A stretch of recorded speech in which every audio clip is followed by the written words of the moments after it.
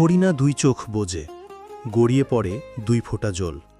Foreigner বলা প্রতিটি কথা গুমরে গুমরে যেন দেয়ালে বাড়ি খাচ্ছে। সেই শব্দে পদ্মজার মাথা ভন ভন করছে। তার চোখের জল বুক অবধি নেমে এসেছে। সে অনুভব করে তার বুকের ভেতর ধিকি ধিকি আগুন জ্বলছে। হাত পা শক্ত হয়ে গেছে। মনে হচ্ছে সে অন্য সত্তায় অবস্থান করছে। চোখের জল মুছে ফরিনার মাথায় হাত বুলিয়ে দিল। পদ্মজা দৃঢ় গম্ভীর স্বরে বলল, কথা দিচ্ছি, মজিদ হাওলাদারের মাথা আমি আপনার নামে উৎসর্গ করব। ফরিনা পদ্মজার হাতে চুমু দেন। তিনি এখন ভোরের শিশিরের মতো শীতল, যেন নিজের ভেতরের সবটুকু রাগ ক্ষোভ আগুন ঢেলে দিয়েছেন পদ্মজার ভেতর। এবার বোধহয় মুক্তির পালা।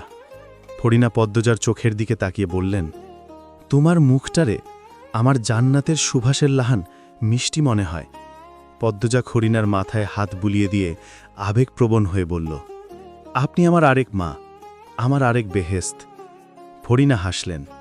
পদ্মজা বলল, আজ থেকে আপনার সব দায়িত্ব আমার, আপনাকে সুখে রাখার দায়িত্ব আমার। আমি আপনার সব চাওয়া পূরণ করব। ফরিনা হাসলেন। ধীরে ধীরে বললেন, আমি পাপী, ধর্ম নিয়ে আমার শিক্ষা ছিল না, তুমি আমারে শিখাইছ। শেষ দিনগুলা তোমার কথা মতো ইবাদত করছি। যদি আল্লাহ কবুল কইরা আমার নামে জান্নাত কইরা রাহে, দরজার সামনে তোমার লাইগা খাড়ায় থাকাম। ফরিনার কথাগুলো পদ্মতার বুকে তীরের মতো আঘাত হানে, গায়ে কাঁটা দিয়ে ওঠে। সে দুই হাতে ফরিনাকে জড়িয়ে ধরে বলল, কেন এসব বলছেন আম্মা? ফরিনা বললেন, আমার ধারে আমার লোকে ঘুমাও মা। পদ্মজা ফরিনার পাশে শুয়ে পড়ে। ফরিনাকে জড়িয়ে ধরে ঘুমানোর চেষ্টা করে। মাথায় হাজার একটা ভাবনা, অনেক ক্ষোভ, ঘৃণা। এত সব নিয়ে কি ঘুম আসে? দীর্ঘ সময় পর তার চোখ দুটো বন্ধ হয়। পরের দিন সারাদিন ফরিনা কথা বলেননি, খাবারও খাননি। বাড়ির কোনো পুরুষই বাড়িতে ছিল না। রাতে পদ্মজা শুতে আসে। ফরিনা পদ্মজার দিকে তাকিয়ে একবার শুধু হাসেন। পদ্মজা দুরু দুরু বুক নিয়ে চোখ বোজে। কিছু মুহূর্ত পার হতেই দ্বিতীয়বারের মতো আরেক মায়ের মৃত্যুর সাক্ষী হয়। ধাপড়ানোর শব্দ শুনে পদ্মজা ধরফড়িয়ে উঠে বসে। ফরিনার শরীর কাঁপছে। মাথার কাছে হারিকেনের আলো নিভে যাবার পথে। পদ্মজা, ফরিনা আর অদৃশ্য আজরাইল ছাড়া ঘরে কেউ নেই। পদ্মজার বুকের ধরফরানি বেড়ে যায়। সে ফরিনার এক হাত চেপে ধরে, কালিমা শাহাদাত পড়তে থাকে। পদ্মজার মুখে উচ্চারিত আশহাদু আল্লাহ ইলাহা ইল্লাল্লাহু স্মরণ করিয়ে দেয় সৃষ্টিকর্তার কথা। যিনি সৃষ্টি করেছেন তার কাছেই ফিরে যেতে হচ্ছে। পদ্মজার সাথে সাথে ফরিনা উচ্চারণ করেন। তারপর পরপরই দেহ ছেড়ে পাড়ি জমান দূর দূরান্তে। পদ্মজা আম্মা ডেকে চিৎকার করে কেঁদে উঠল। ফরিনার প্রাণহীন দেহটার ওপর আছড়ে পড়ে বলল, আপনিও আমাকে ছেড়ে চলে গেলেন আম্মা। আমির সবেমাত্র বাড়িতে প্রবেশ করেছে, পানি পান করছিল। পদ্মজার কান্না কানে ভেসে আসতেই সে গ্লাস রেখে উল্কার গতিতে ছুটে আসে। মজিদের ঘুম ভেঙে গেছে। পদ্মজার কান্না শুনে তিনি অবাক হলেন। আমির তো পদ্মজাকে মারবে না, তাহলে এমে এত কাঁদে কেন? তিনি চশমা পরে ঘর থেকে বের হন। আমিনা নিজ ঘরে চুপ করে বসে আছে। ভূমিকম্প হয়ে গেল, তিনি বের হবেন না। খলিল ও রিদওয়ান বাইরে। লতিফা, রিনু হারিকেন জ্বালিয়ে দৌড়ে আসে। বিদ্যুৎ নেই বিকেল থেকে। আমির ঘরে প্রবেশ করে চমকে যায়। পদ্মজা হাউমাউ করে কাঁদছে। আমির ফরিনার পাশে এসে দাঁড়ালো, আলতো করে ছুঁয়ে ডাকল, আম্মা। ফরিনার সাড়া নেই। আমিরের মস্তিষ্ক যখন বুঝতে পারে তার মা বেঁচে নেই, তখন সে স্তব্ধ হয়ে যায়। চারপাশ থমকে যায়। মজিদ ঘরে এসে প্রবেশ করতেই আমির তার উপর ঝাঁপিয়ে পড়ে। তার রক্তবর্ণ চোখ দুটি বেয়ে জল পড়ছে। সে রাগে কাঁপতে থাকে। মজিদকে এলোপাথারি ঘুষি দিল। তারপর গলা চেপে ধরে বলল, কুত্তার বাচ্চা! আম্মার উপর হাত তুলতে না করছিলাম। পদ্মজার উপর নজর রাখা দুজন ব্যক্তি আমিরকে জাপটে ধরে। আমিরের মুখ থেকে নির্গত হতে থাকে বিশ্রী গালিগালাজ। মজিদের চোখ ফুলে গেছে, নাক দিয়ে রক্তের স্রোত নেমেছে। তিনি বিস্ফোরিত নয়নে চেয়ে আছেন। আমির কখনো তার সাথে এমন করিনি। কারো জন্য কারো জীবন থেমে থাকে না। সময় তার মতো করে সবাইকে নিয়ে ছুটে বেড়ায়। দেখতে দেখতে কেটে গেছে 2 দিন। মজিদ আল ঘরের বারান্দায় বসে আছেন। দুপুর অবধি বাড়ি ভর্তি মানুষ ছিল। মোড়ল বাড়ির সবাই ছিল। কিছুক্ষণ হলো সবাই নিজেদের বাড়ি ফিরেছে। তিনি মনে মনে ক্রুদ্ধ। আমিরের শক্ত হাতের চাপ তার গায়েও পড়েছে, তা মানতে পারছেন না। বিপদের আশঙ্কায় মাথা দপদপ করছে। বাড়িতে আসা অনেকে প্রশ্ন করেছে, মুখে কি হয়েছে? মজিদ তখন লজ্জা নিয়ে জবাব দিয়েছে, সিঁড়ি থেকে পড়ে গিয়েছিল। এছাড়া যুক্তিগত আর কোনো অজুহাত তিনি খুঁজে পাননি। অনেকে মজিদকে সন্দিহান চোখে দেখেছে। মজিদ চেয়ার এক হাতে খামচে ধরেন, রাগে শরীর পুড়ে যাচ্ছে, বুকের ভেতর দাউ দাউ করে আগুন জ্বলছে। সেখানে খলিল উপস্থিত হয়। মজিদের দৃষ্টি আকর্ষণের জন্য খ্যাক করে কাশেন। মজিদ তাকালেন না। খলিল কৌতূহল নিয়ে জিজ্ঞেস করল, ভাই, সমাবেশের কি করুন? মজিদ গম্ভীর ও চতুস্বরে বলল, রবিবারের দাওয়াত দিবি, ফরেনার জন্য দোয়া চেয়ে নেব সবার কাছে, এখন ভালো সময়। খলিল মাথা নেড়ে বলল, আচ্ছা ভাই। মজিদ তাকালেন। খলিল নিচু স্বরে গোপনীয়তা বজায় রেখে বলল, সেড়িগুলারে কবে পাঠাইবা? মজিদ অবহেলা ও বিরক্তি নিয়ে বলল, আরও তো 6টা মেয়ে বাতি, কবে পাঠাবে আমির জানে, ওর সাথে কথা বল। তোমার সেরার লগে আমি কথা কইতে পারতাম না। খলিল ঘোর আপত্তি জানালো। মজিদ আর চোখে খলিলকে দেখলেন, দৃষ্টিতে অনেক রাগ। কিছুক্ষণ পর প্রশ্ন করলেন। মজিদ জানতে চাইল, রিদওয়ান কোথায়? খলিল ছোট করে উত্তর দিল, বাজারে। মজিদ হুকুম দিয়ে বলল, আচ্ছা যা। খলিল জায়গা ত্যাগ করেন। মজিদ এক হাতে কপাল ঠেকিয়ে ভাবেন আমিরের মনে কি চলছে, কেন তার চোখের দৃষ্টি দুই রকম। এভাবে চলতে থাকলে হাওলাদার বংশের দুর্যোগ নেমে আসবে। বাইরে মোলায়েম ঠান্ডা বাতাস, পড়ন্ত বিকেলের স্নিগ্ধ পরিবেশ। পদ্মজা শাল দিয়ে মাথা ঢেকে রেখেছে। সে ধীর পায়ে হেঁটে আসছে, পিছনে দুজন লোক। ফরিনার ঘরের সামনে এসে থমকে যায় পদ্মজা। পালঙ্কে পিঠ থেকিয়ে মেঝেতে বসে আছে আমির, এক হাঁটুতে এক হাত রাখা। জানলা দিয়ে আসা বাতাসে তার কপালে ছড়িয়ে থাকা চুলগুলো নড়ছে। কারো উপস্থিতি টের পেয়ে আমির চোখ তুলে তাকালো। পদ্মজা ঘরে প্রবেশ করে দীর্ঘশ্বাস ছাড়ল। পদ্মজা খোঁচা দিয়ে ব্যঙ্গাত্মক সরে বলল, অথচ আপনি আমার মাকে খুন করতে চেয়েছিলেন, অন্যের মা তো, তাই না? আমির চোখ সরিয়ে নিল। পদ্মজা অভিযোগের সুরে বলল, যে মেয়েগুলোকে স্বীকার করেন সে মেয়েগুলোর মায়েদের এরকমই কষ্ট হয়। আমি অবাক হচ্ছি আপনি আম্মার জন্য কষ্ট পাচ্ছেন দেখে। আমির বিরক্ত হয়ে বলল, কথা শোনাতে এসেছ? পদ্মজা হাসল। পদ্মজা শক্ত ও সাবলীল কণ্ঠে প্রশ্ন করল, যখন আম্মা দিনের পর দিন কষ্ট সহ্য করে যাচ্ছিল তখন কোথায় ছিলেন? কেন তাকে শান্তির দেখা দেননি? ছেলে হিসেবে কি করেছেন? উল্টো কষ্ট দিয়েছেন। আমির নিচু স্বরে আত্মরক্ষার সমর্থনে বলল, আম্মা আমার সম্পর্কে কিছু জানতই না, কষ্ট পাবে কেন? পদ্মজা কৌতূহলী হয়ে জানতে চাইল, তিনি কখন জেনেছেন সব? আমির নিরুত্তর। পদ্মজা উৎসুক হয়ে রইল। আমির বেশ খানিকক্ষণ পর বলল, আমির স্বীকারোক্তি দিয়ে বলল, যেদিন বাড়িতে এসেছি সেদিন রাতে। পদ্মজার কপালে ভাঁজ পড়ে। পদ্মজা নিশ্চিত হওয়ার জন্য জিজ্ঞেস করল, যেদিন আম্মা আমাদের ওই বাড়ি থেকে আনতে গিয়েছিল সেদিন? আমির ছোট করে উত্তর দিল, পদ্মজা আবার প্রশ্ন করল, কিভাবে জেনেছে? আমির বিরক্তি নিয়ে পদ্মজার দিকে তাকালো। আমির রেগে ধমকের সুরে বলল, এত প্রশ্ন করো কেন? পদ্মজা জেদ ঝরে বলল, আমি জানতে চাই। আমির হতাশা ও ক্ষোভ নিয়ে বলল, জেনে কি হবে? আম্মা আমাকে থাপ্পড় তো কম দেয়নি, আমি চুপ করে সহ্য করেছি, আম্মাকে কিছু বলিনি, তাহলে আমি কি করে কষ্ট দিয়েছি? আমিরের প্রশ্নের উত্তর না দিয়ে পদ্মজা পাল্টা প্রশ্ন ছুঁড়ল।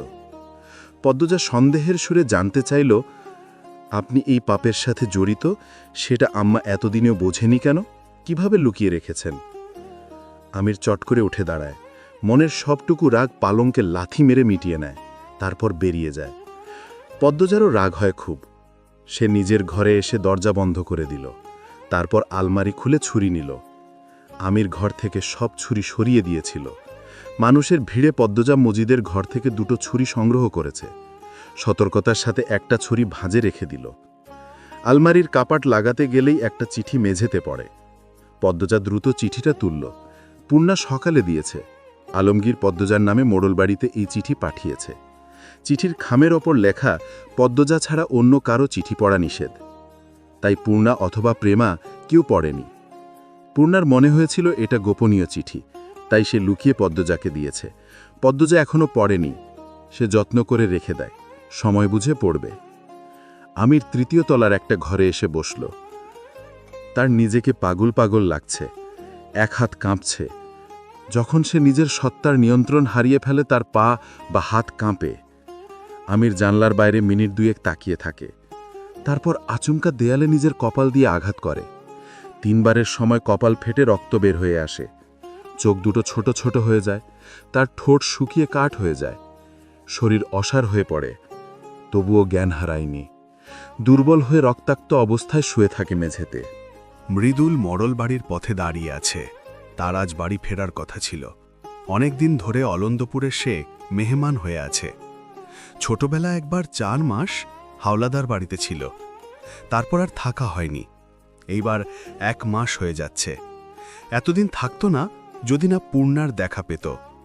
জ্যোৎস্না রাত নিয়ে অনেক জল্পনা কল্পনা ছিল, কিন্তু ফরেনার মৃত্যুর জন্যে সে রাত উপভোগ করা হয়নি। সে আগামীকাল বাড়ি ফিরবে, তাই পূর্ণার সাথে দেখা করতে এসেছে। নূপুর ধ্বনি ভেসে আসে, মানে পূর্ণা আসছে। মৃদুল সোজা হয়ে দাঁড়ালো। পূর্ণা দৃশ্যমান হয়। সে মৃদুলের সামনে এসে দাঁড়ালো। মৃদুল পূর্ণার দিকে 1 কদম এগিয়ে এলো। মৃদুল শান্ত ও মায়াবী স্বরে জিজ্ঞেস করল, কেমন আছো? পূর্ণা লাজুক ও ভদ্র স্বরে উত্তর দিল, ভালো। আপনি কেমন আছেন? মৃদুল স্বাভাবিক স্বরে বলল, ভালা। প্রান্তর কি খবর? পূর্ণা তথ্য দেয়ার সুরে বলল, কুড়াল বানাচ্ছে। মৃদুল হেসে বলল, ওর কামই এমন। পূর্ণা হাসল। মৃদুল আমন্ত্রণের সুরে বলল, চলো নদীর দিকে হাঁটি। পূর্ণা সায় দিয়ে বলল, চলুন। দুজন মাদিনী নদীর পাশে এসে দাঁড়াল। 2 দিকে গাছপালা, দুজনের মাঝে 2 হাত দূরত্ব। মৃদুল এক টুকরো পাথর নদীর পানিতে ছুড়ে দিল। পাথরটি পানিতে 2-3 বার ব্যাঙের মতো লাফ দিয়ে ডুবে যায়। পূর্ণা হাসল। পূর্ণা হাস্যোজ্জ্বল ও আত্মবিশ্বাসী স্বরে বলল, আমিও এরকম পারি। মৃদুল একটা পাথর পূর্ণার হাতে দিল। মৃদুল কৌতুকপূর্ণ ও চ্যালেঞ্জ জানিয়ে বলল, কইরা দেখাও। পূর্ণা করে দেখালো, তারপর বলল। পূর্ণা গর্বের সাথে দুষ্টুমি করে বলল, চাপা মারি না আমি। মৃদুল শুধু হাসল, কিছু বলল না। পূর্ণা অপেক্ষা করছে মৃদুল কি বলবে শোনার জন্য। অনেকটা সময় কেটে যায়। মৃদুল পূর্ণার দিকে ঘুরে দাঁড়ালো, 2 পা এগিয়ে এলো। পূর্ণা চাতক পাখির মতো তাকিয়ে রয়েছে। মৃদুল পূর্ণার 2 হাত শক্ত করে ধরল। পূর্ণা আনন্দে আত্মহারা হয়ে পড়ে। মৃদুল তার হাত ধরলে সে অন্য এক জগতে চলে যায়, যে জগতে কেউ নেই, শুধু ভালোবাসা, ভালোবাসা আর ভালোবাসা। মৃদুল নিচু ও গম্ভীর স্বরে বলল, রাইতে বাড়ির যাইতাছি। বাড়িতে যাবে শুনে পূর্ণার চোখ মুখে আধার নেমে আসে। পূর্ণা চমকে উঠে হতাশ হয়ে প্রশ্ন করল, রাতে কেন? মৃদুল বুঝিয়ে বলল, রাইতে হাওলাদার বাড়ির একটা ট্রলার ওদিকে যাইব, তাই রাইতেই যাব ভাবচাসি। পূর্ণা নতজানো হয়ে গেল। পূর্ণা ব্যথিত ও অভিমানী স্বরে বলল, ওহ আচ্ছা, যান। মৃদুল সান্ত্বনা দিয়ে নরম স্বরে বলল, মন খারাপ কইরো না, জলদি আইসা পড়ব। পূর্ণার কান্না পাচ্ছে। মৃদুল চলে যাবে শুনলেই তার বুক ফেটে কান্না আসে। সে মৃদুলের চোখের দিকে তাকালো। পূর্ণা আবেগী ও অভিযোগের সুরে বলল, কেন আপনি এত দূরের মানুষ? তার ব্যাকুল কণ্ঠের অভিযোগটি মৃদুলের হৃদয়কে কাঁপিয়ে তোলে। সে মৃদু হাসল। পূর্ণার হাত দুটি শক্ত করে ধরল। আশ্বাস দিয়ে প্রফুল্ল স্বরে বলল, আম্মা আব্বাকে নিয়ে আসব।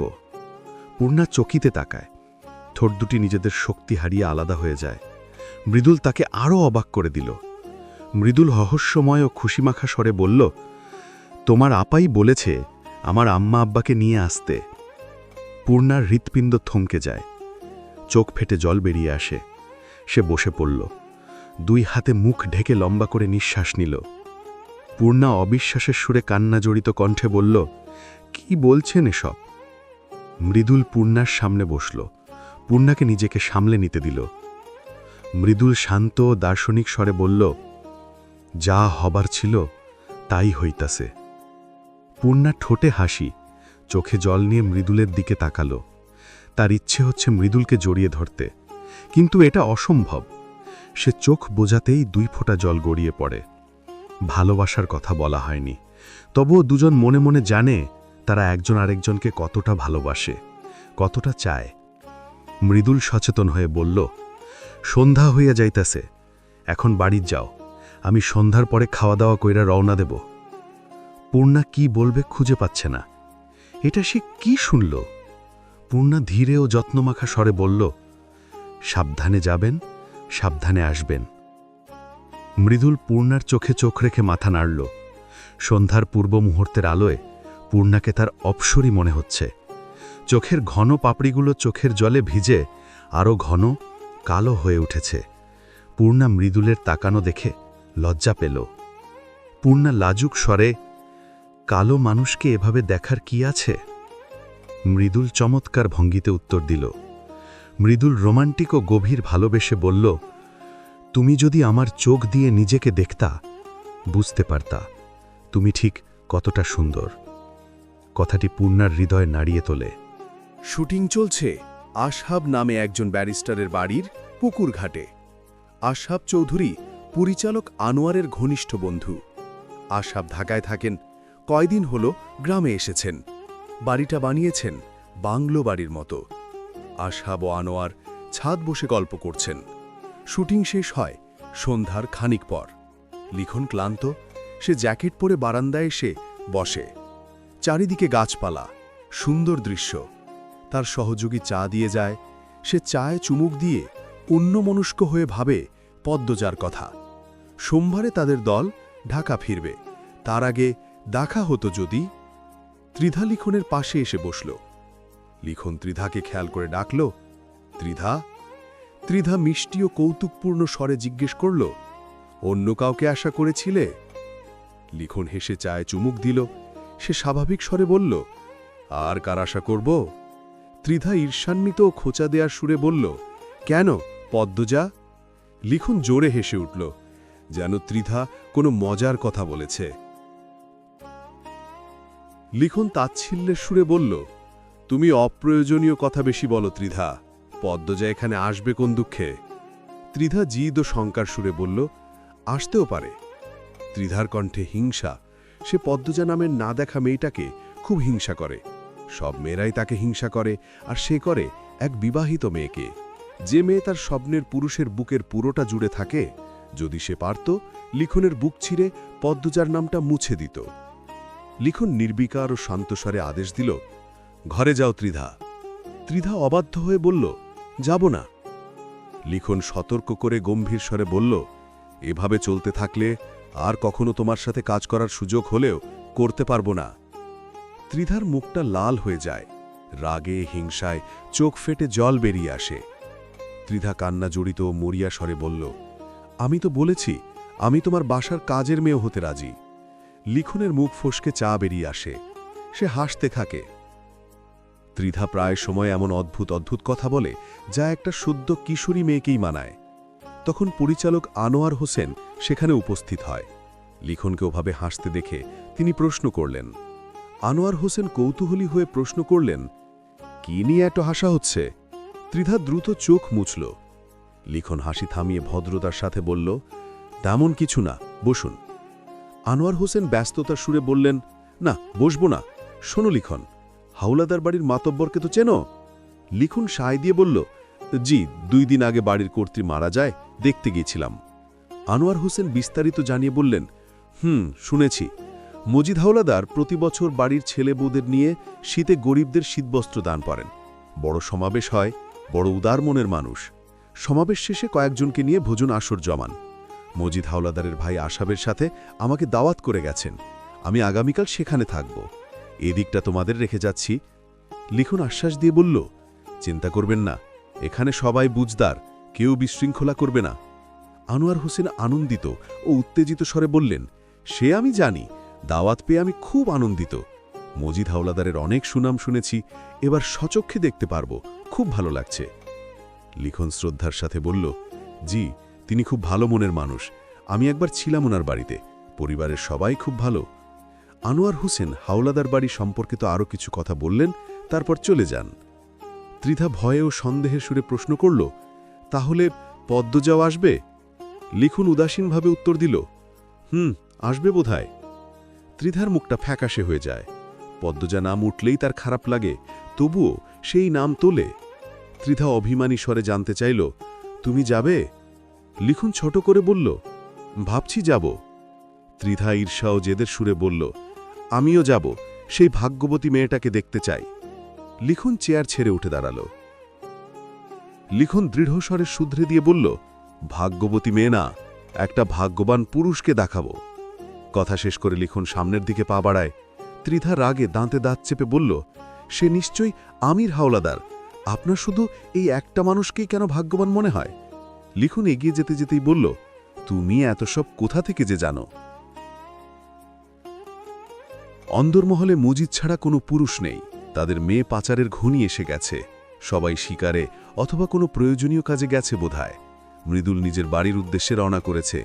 মগা কোথায় পদ্মজা জানে না। মদন মারা গেছে এই খবর শুনে পদ্মজা অনাক হয়েছিল। মদনের মাথায় আঘাত ছিল, ব্যান্ডেজ ছিল। এই অবস্থায় সেদিন পাতাল ঘরে যাওয়ার সময় পদ্মজা মদনের মুখ না দেখে মদনকে মাথার একই জায়গায় আঘাত করেছিল, ফলে অতিরিক্ত রক্তক্ষরণের কারণে মারা যায়। পদ্মজার দুঃখ হয় আলোর জন্য। আলোর মা নেই, এখন বাবাও নেই। পদ্মজা মুহূর্তে বারান্দায় দাঁড়িয়ে আছে। সে চারপাশ পর্যবেক্ষণ করছে। অন্দরমহলের বাইরে দাঁড়িয়ে আছে দুইজন লোক, যারা পদ্মজাকে পাহারা দেয়।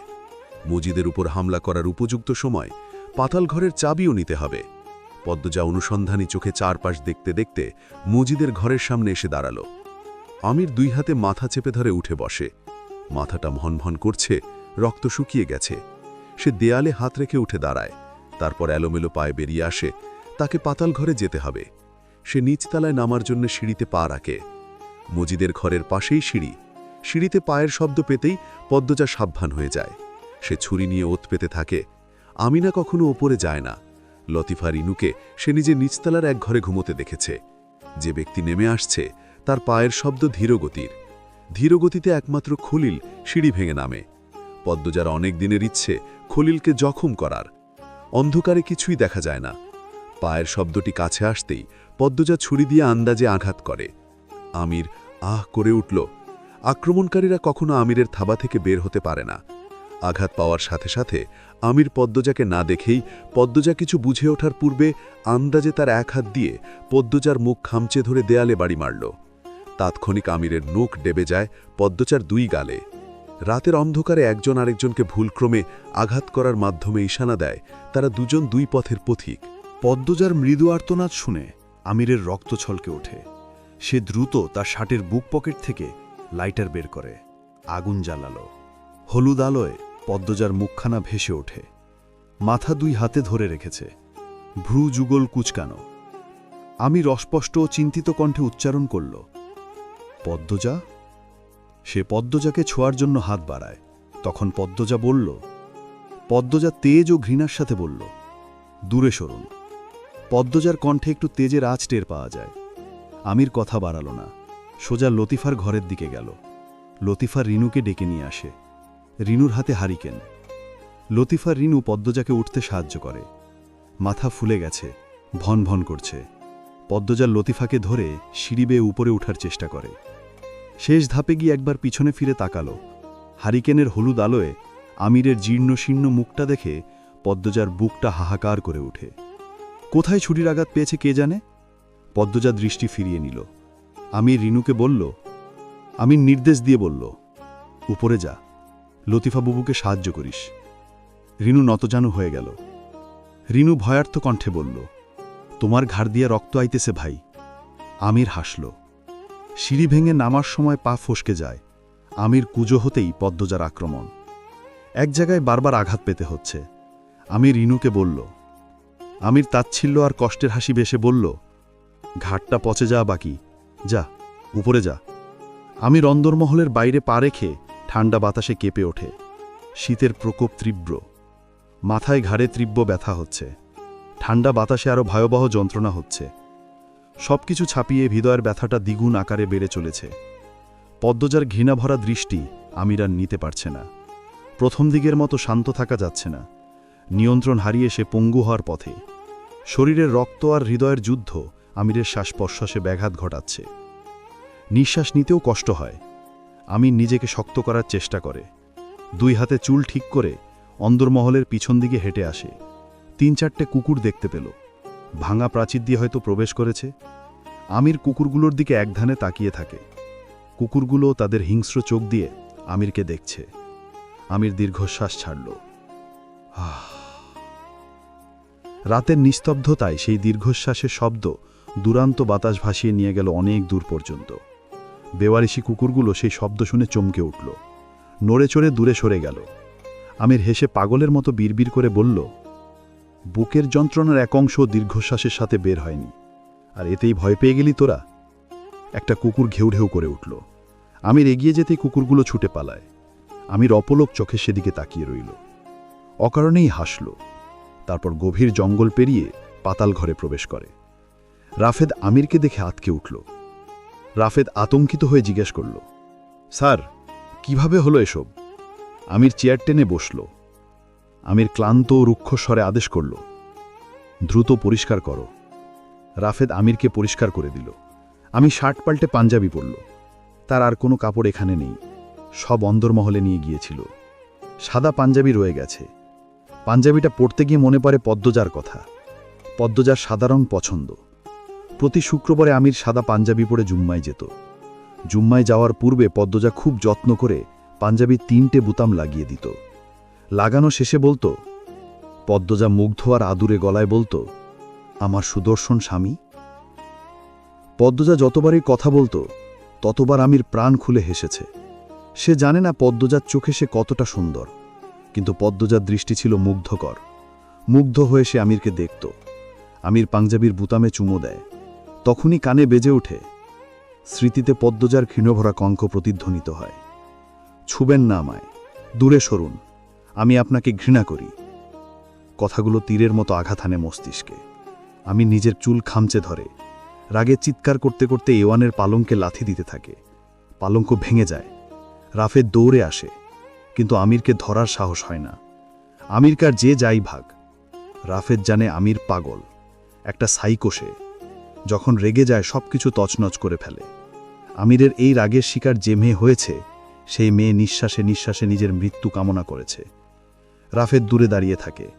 সে মনে মনে এই হিংস্র মানুষটার মৃত্যু কামনা করে। কত মেয়ে আমিরকে বাবা ভাই ডেকে ছেড়ে দেওয়ার জন্য। আমির ছাড়েনি, মুখের উপর লাথি দিয়ে ছুঁড়ে ফেলেছে মেঝেতে। রাফেদ বাধ্য হয়ে এই জগতে প্রবেশ করেছে, অর্থের অভাবে। ভাবিনি এতটা পাশবিক নির্মমেরা, কিন্তু আর বের হওয়ার উপায় ছিল না। বের হতে চাইলেই মৃত্যু অনিবার্য। তাই সেই নিষ্ঠুরতার সাথে তাল মিলিয়েছে। পরিবারের দুর্দশা তাকে জ্ঞানহীন করে দিয়েছিল। এক কথায় গ্রহণ করে নিয়েছিল এই পদ। যখন এক একটা মেয়ের কান্না সে শোনে, মনে হয় তার বোন কাঁদছে, আকুতি করছে। প্রথম প্রথম সেও কান্না করত, এখন মানিয়ে নিয়েছে। কিন্তু মনের কোণে মুক্তির আশা এখনও আছে। তরবারির আঘাতের চেয়েও ধারালো কাছের মানুষের দেয়া আঘাত। যেদিন রাফেদ বুঝতে পেরেছে আমিরের দুর্বলতা পদ্মজা, সেদিন থেকে সে দোয়া করছে আমির যেন এই দুর্বলতার ভার সহ্য করতে না পেরে দুর্বল হয়ে পড়ে, হাঁটু গেড়ে পড়ে যায় মাটিতে, নিঃস্ব হয়ে যেন দিকদিশা হারিয়ে ফেলে। আমিরের ছটফটানি অস্থিরতা রাফেদের মনে আনন্দের বন্যা বইয়ে দিচ্ছে। আমি শান্ত হয়। আমি নিস্তেজ কণ্ঠে বলল, পানি আনো।